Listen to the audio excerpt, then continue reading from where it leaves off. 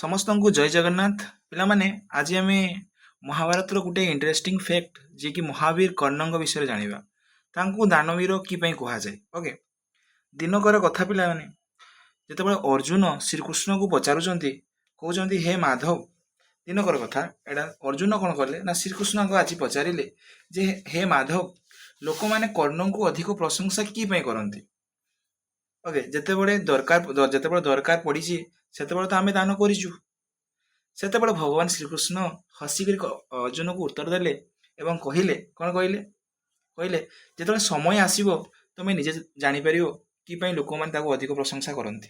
Okay, तो भगवान श्रीकृष्ण कौन कले ना दुईटा सुनार बड़ बड़ पर्वत बनेदेले पहाड़ थिला ताको कौन कले ना सुनारे परिणत करदेले कन्वर्ट करदेले। ओके, कला परे कौन हला तापर अर्जुन को कहिले ए ग्रामवासी मानकु तुमे ए सुना गुडा बंटन करदियो बांटी दियो।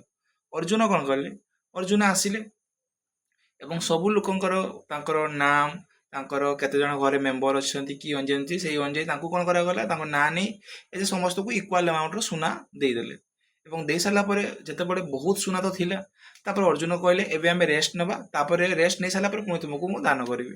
ओके, तो अर्जुन को भाबिले जे बहुत कठिन काम तापरे भगवान श्रीकृष्ण कौन कले ना कर्ण एटा अर्जुन काम सरीगला एबे सी कौन कले ना कर्ण को डाकिले। ओके, एवं कर्ण को कहले मित्र मो गोटे एज ए प्रोब्लेम रे फसी जाइछि तो तुमे गोटे तुमर हेल्प दरकार। से कहले हाँ माधव को से कहले जे एठी दुईटा सुनार पर्वत अछि तुमको एठी कौन करिया पड़िबो ना तुमे एठी पर्वत को गाँ लोकंग मध्य रे बांटिबा पे पड़िबो।